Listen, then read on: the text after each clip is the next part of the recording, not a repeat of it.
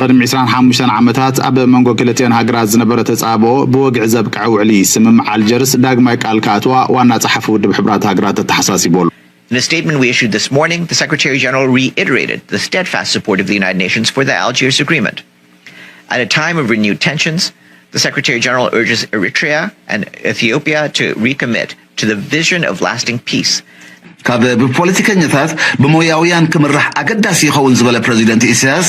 ኣብ መንጎ ወደባት ኤርትራን ስዑድያን ዝህሉ ምትሕጋዝ ኪኖ መሃብ አገልግሎትን ክልታው ቁጠባው ረብሓን አመስጋር ፍልጠትን ምርጋዝ ኩሉ መዳዊ ሓበራው ምዕባለን ዝባው ምትእሳርን ከተኮር ከም ዝግባ አስሜረሎ قدم 25 ዓመታት ኣብ መንጎ ክልቲአን ሃገራት ዝነበረ ተጻቦ ብወግዕ ዘብቅዕ ውዕሊ ስምምዕ አልጀርስ ዳግማይ ቃል ካትዋ ዋና ጸሐፊ ውድብ ሕብራት ሃገራት ተሐሳሲቦሉ ሎሚ መበል 25 ዓመት ናይቲ ኣብ መንጎ ኢትዮጵያን ኤርትራን ዝነበረ ደባው ግጭት ብወግዕ ዘብቅዕን ኣብ መንጎ ክልቲአን ሃገራት ሰላማዊ ዝምድና ንምፍጣር ወሳኒ ማዕቀፍ ዘቆመን ፍሉይ ውዕሊ ሰላም ስምምዕ አልጀርስ እዩ ክብል ድማ ኣፈኛ ዋና ጸሐፊ ውድብ ሕብራት ሃገራት አንቶኒዮ ጉተሬስ ዝኾነ ስቴፋን ዱጃሪክ ኣብ ዘውፅኦ መግለጺ ሓቢሩ And today marks the 25th anniversary of the Algiers Agreement, a landmark peace treaty that formally ended the border conflict between Eritrea and Ethiopia and established a crucial framework for peaceful relations between the two nations. In a statement we issued this morning, the Secretary General reiterated the steadfast support of the United Nations for the Algiers Agreement. At a time of renewed tensions, the Secretary General urges Eritrea and Ethiopia to recommit to the vision of lasting peace and the respect for sovereignty and territorial integrity embodied in the Algiers Agreement, and strengthen efforts to build good neighborly relations. ስለዚህ ኩሉ ዓለም እንታይ ክግበር ከም ዘለዎ ይነግሮም ኣሎ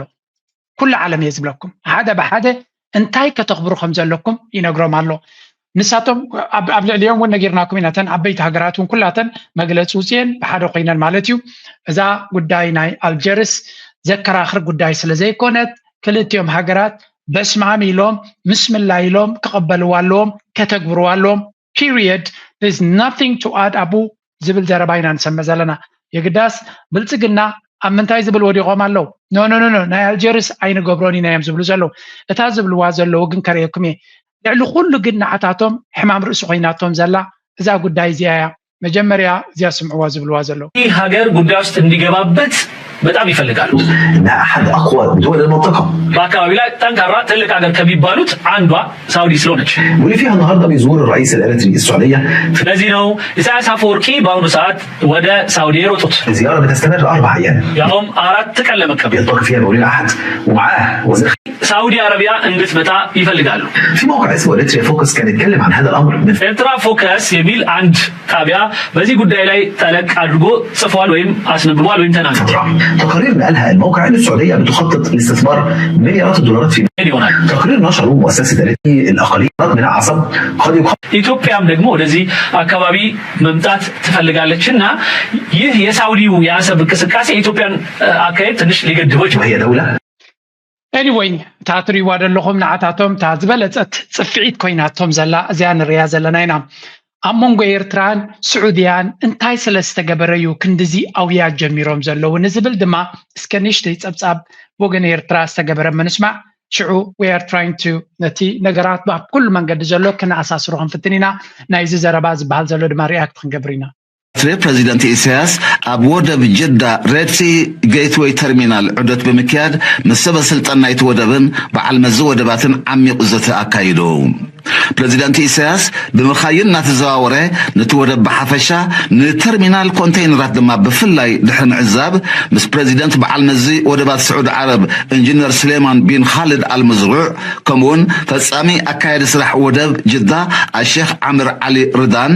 ዋና ማሕደር ናይቲ ወደብ بدر العتيبن أبزو وهاب أقللتاتن أقبابات سرحان بسفح ذاتيو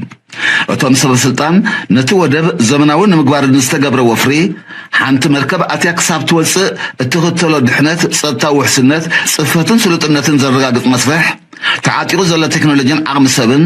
تواريد زولا مساحتاتن سرعة محذران كمون أمانغو استفر لي أكلات زلو ناي سرح متأسار زبره سئلاوي مجلسي أغريبام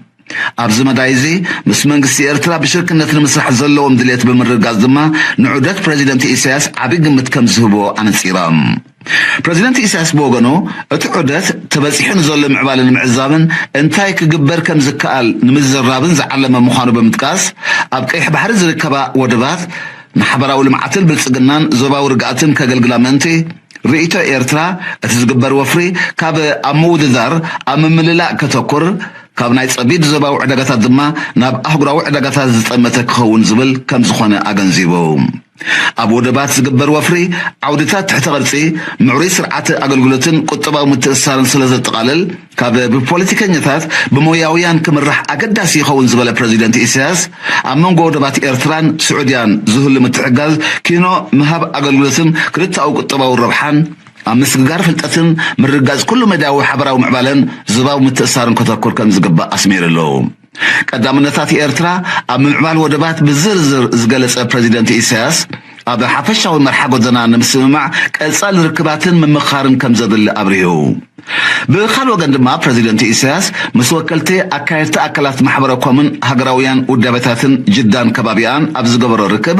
ንህሉ ኩነታት ሃገር ብመንፅር ዞባውን ዓለማዊ ምድሆታት ሓፈሻዊ ልምዓታዊ ፖሊስን ስትራቴጅን ኤርትራን መድረኻዊ ተራ ዜጋታትን ከምኡውን ምስ ንግስነት ስዑድ ዓረብ ዘሎ ዝምድናን ሽርክነታዊ መደባት ንምትግባር ዘሎ ድልየትን ድሕሪ ምብራህ ኣብ መላእ ዓለም ዝርከባ ማሕበረኮማት ብምሕያል ኣበርክቶ ንምዕዛዝ ብዕቱብ ተታሒዙ ዝስርሓሉ ዘሎ ሃገራዊ መደብ ከም ዝኾነ ገሊጹ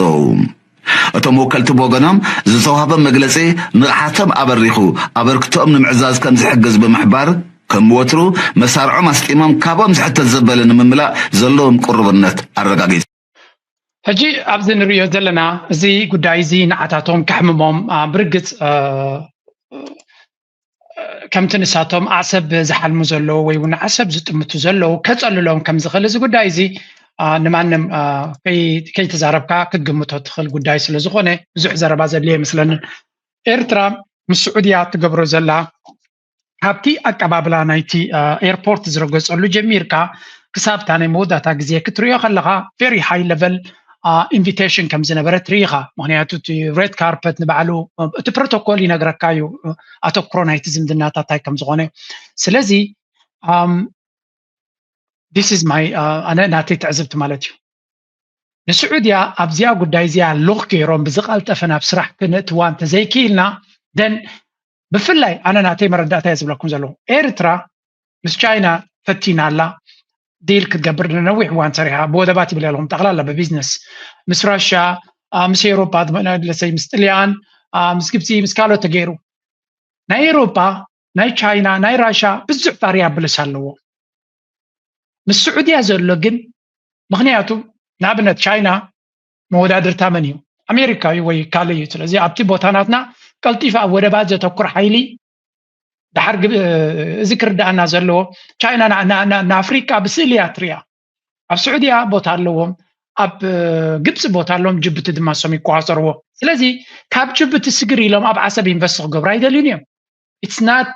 ደዋፆም ኣይኮነ ወይ እውን ብዓይኒ ቁጠባ ክትሪኦ ከለኻ ክልተ ተወዳደርቲ ክገብርላ ጅቡቲ ናይ ክትኣብዮም እያ ነግድ ስለዚ ቻይና ኣብ ወደባት ናይ ኤርትራ ኢንቨስት ክገብሩ ይደልዩ ኣይደልዩን ድሕሪልካ ብዓይኒ ኢኮኖሚ ክትሪኦ ከለኻ maybe ድልውነት ከይልዎም ይኽእል ስለዚ ኩሉ ግዜ ክትክል ኣለካ ኮምፒቲሽን ናቶም ስዑድያ እንታይ ይብሉ ገለገለ ምጅ ስዑድያ ጅዳ ዘለዋ ወደባት ዘለዋ እንተ ክትገብር ኣብ ዓሰብ ትገብር because ኣብ ኤርትራ ባስዑድያ ኣብ ዓሰብ ኢንቨስት ዘይገይራ መወዳድርታ ኣብ መፅዩ ነቲ ቢዝነስ ናታ ክምንጥላ ስለ ዝኽእል that's why ፕሪሚየም ቦታታት ሪኢኻ ንስኻ ክትህሉለካ እንተደይለኻ መቐናቕንትኻ ክመፆ ይኽእል እቲ ቦታ ስለዚ ዶሚኔት ድማ ኮምፒቲሽን የምፃልካ ዶሚኔት ድማ ይገብረካ ስለዚ ስዑድያ has every reason ናብ ኤርትራ ኢንቨስት ክትገብረሉ ትኽእል ትሕቶ ኤርትራ ነዞም ሰባት እዚኣቶም ሎክ ክትገብሮም ትኽእል ዶ ክትደፍኦም ትኽእል ዶ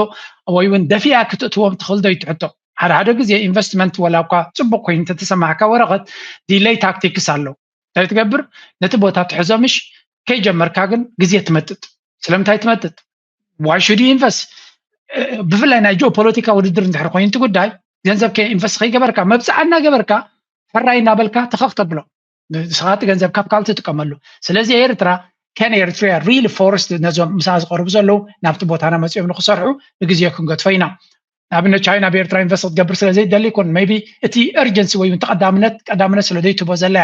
ምክንያቱ መወዳድርቲ ስለ ዘይራኣዮ ዘሎ ነቲ ሒዛቶ ዘላ ድሓንቀስ ኢልና ንገብሮ ኣብ ካልእ መወዳድርቲ ዘለዎም ቦታታት ኢንቨስት ንግበር ምንታን ከይንቅደም ልክዕ ከም ዝትሑዝ ንድሕር ገይሮም ከነዓኻ ኣብቲ ውድድር ዘለዎ ቦታ ኣብዮም ኢንቨስት ዝገብሩ ምንታን ከይቅደሙ እዚ ንሕና ትሑዛት ክንከውን የብልናን ይስሕቶ ንዝኾነ ሓያል መፅኡ ንዓና ሒዙ ትሑዛት እዮም እዚኦም ኢሉ ገዲፍና ከይድ የብሉ ከምዚ ነቲ ዘሎ ቦታ ከምዚ ኸስሮ ክንገብር ኣለና ኣማራፂታት ምምፃእ ኣድላይ እዩ ንሕና እዚ ብወገን ኤርትራ ናትና ዝግበር ዘሎ እዩ ምስ ጥልያን ብዙሕ እንቅስቃሳት ሪና ኣብ ባይታ ግን ክሳብ ሕጂ ዝረአ ነገር ኣይረኣናን ኣለና ብዓብዪ ከም ዝረብ ዘሎ ስለዚ ስዑድያ ካ ሕጂ ከምኡ ኮይኑ ድዩ ክሓልፍ ወይስ ናብ ተግባረ ክመፅእ ኽእል እዩ we don't know it's really we don't know ካልእ ብዙሓት ኤርትራውያን ዝፅበይዎ ነገር እዩ ንስዑድያ ግን ኣገዳስነት ስለ ዘለዎ ንመለስ ሕጂ እቶም ኢትዮጵያውያን ክንምንታይ ራዕዲ ኢሎም ኣሎ እዚ ጉዳይ እዚ ኣነ ዝገርመኒ ግን ትናቶም ንሕና ሕራይ ምዘዋፃና ምስ መሻርክትና ምስ ከባቢና ተመሳሳሊ ዕላማ ዘለዎ ኢና ዲል ንገብር ዘለና ትናቶም ግን እቲ ዕዳን ናቶም ናበይ ገፁ ይወስዶም ከም ዘሎ ከረየክሜ ሕጂ ተመሊሰ ኣብታ ንሶም ዝብልዋ ፀንሑ ንሽተይ ካች ኢትዮጵያ ጋር በተያያዘ ኮንፍሊክት ሊፈጥር የሚችልና ኢትዮጵያ የምትፈልገውን ነገር በቀላሉ ላታገኝ የምትችልበት ሁኔታ ይኖራል። ሌላው በተቃራኒው ነው የምለው ኢትዮጵያ ሳውዲ እንኳን አሰብን ብትይዝ በስምምነት ቢያንስ አሰብን እንኳን ኢትዮጵያ ባታገኝ ነገር ግን በአካባቢው ላይ ባህር በርን የማግኘት እድልን ሳውዲያ ይሄን ያህል ትጋፋታለች ብዬ በፍጹም አላስብም። قوة اقتصادية ደረጃ ሊያደርስ የሚችል አንድ ወደፊት የሚሄድ እንትን እንቅስቃሴ ነው በኢሳያስ አፈወርቂ በኩል እየተደረገ بصراحة وضوح. وجود السعودية يعني يعتبر هنا تقويض لطموح الطموحات العسكرية. ሰብ ወደብ ላይ ማንም መጥቶ ክሌም እንዳያደርግ ወይም እንዳይጠይቅ በር መዝጊያም ይሆናታል ነው የሚለው። በቃ አሁንማ አለችበት ሳውዲያ እንዳልሰጣችሁ ምን ላደርግ የምትልበት ምክንያት ታገኛለች። نتكلم على تحالف مصري سعودي يعني مصلحة مصر. ይህ ሌላ በዙሪያ ምን ይሆናል ማለት ነው የኤርትራ كمتري ودلهم بزحي تنتنلو زلو ميدياتات ناي جبتي بفلا ميدياتات ناي عرب دما ببزحي بز قداي زي زارب على جو بوليتيكس ازيا قداس الناس اللي زلون عطاتهم ابزح جن تايم زبل زلو مجمريا سعوديا انا بيرتران متاو نيرترا ازيو زربيهم زلو سلامتاي السعوديه ما كان انت منيا عند حريلكا امارات يتبع الامارات كانت يتبع بمنتهى تفلت امارات كسر حدا ودبات بمقصصار بورتس ودبات راح تدلي تي ناي نيتورك ناي امارات صلوا حيل بمنتهي زقص زلو لك كم تشاينا قد يحميم بودبات نيتورك ناي ودبات هلو ስለዚህ ተላማናቶም ካፖርት ሱዳን ጀሚሮና ካቤንጋዚ ጀሚሮም አቤንጋዚ ናይ ሊቢያ ኣለዎም መጽኦም ፖርት ሱዳን ክሕዝዎ ይደልዮም ስቲል አውን ክጽሉ ከም ዝደልዩ ዝንገር ካቡ ዓሰብ ወይ ኣብ ኤርትራ እውን ይደልዮም ናይ ጅቡቲ ካብ ኢዶም ወዲኻቶም በርበራ ሒዞም ኣለዉ ሽዑ ቦሳሶ ሒዞም ኣለዉ ቀፅል ብሶማልያ ገጽካ ጌርካ ኣብ ሞቃዲሾ እውን ይጣፍሉ ኣብ ኬንያ ኣብ ሞምባሳ ኣብ ጽልዋ ክገብሩ ይደልዩ ኣብ ታንዛንያ ስለዚህ ነቲ ወደባት ኩሉ ከተሓሕዝዎም ክሕዝዎን ይደልዮም بنيو بتخيل كذا مع عدن سقاطرة نابلكات خيل مالتي سلازي أبناء قداي ودبات سعودية نتام ودادرتا كتو ودادران بحرت دلو خينا seriously نابي كتمثالو نابي إرتراك كتمثالو ناب عدب ناب عسب كتمثالو نا of course أبتاجورا ودب جيرا لان دحريلكا كبيديو كوم مغنياتو مس جبت درو ناي 3 عام ديل جيرا خمزلا زقلس حبريتاري ناقن ستيل أب إرتراك كتمثال أي تخلني أكتب لا يتخلني ولاون ዝኾነ ነገር ክገብረሉ ትኽእል ነገር የለን ክትብላ ይትኽእል ኒኻ ብሓፈሻ ግን ንሳቶም ዓሰ እንድሕሪ ኤርትራ ምስ ስዑድያ ሓደ ዲል ጌራ ብኢትዮጵያ ክመፅእ ዝኽእል ጎርፈጥፈጥ ብገይሩ ከብቅዕ እዩ ዝብል ካልኩሌሽን ከም ዘሎ እዩ ዝንገሮም ዘሎ ኣብ ገፁ ትሪኦ ኢኻ ናይ ስምባደ ናይ ተዳሂሉ ኮሜንት ዝገብር ምክንያቱ ኣብ ቪድዮ ነዋሕ እንድያ ኣብ ቅድሚት የባጩ እዩ ነይሩ ኣብዚ ናይ እዚ ወዲ ዝምስራየ ግን ያ እዚ ሲሪየስ ምዃኑ ይፈልጡ እዮም that's why እዚ ናይ ኤርትራ ብፍላይ ንስዑድያ ትኸዶ ከፀልሎም እዩ ዝደሊ ንግብጽ ተኸደ ኤርትራ ከጸለሎም ይዝደሊ ስለምታይ ኤርትራ ዲል ጌራ ንሳቶም ከም ዘይንቀሳቀሱ ጌራ ከተዓጽኦም ከም ትኽእል እዩ ዝረአዮም ናዕታቶም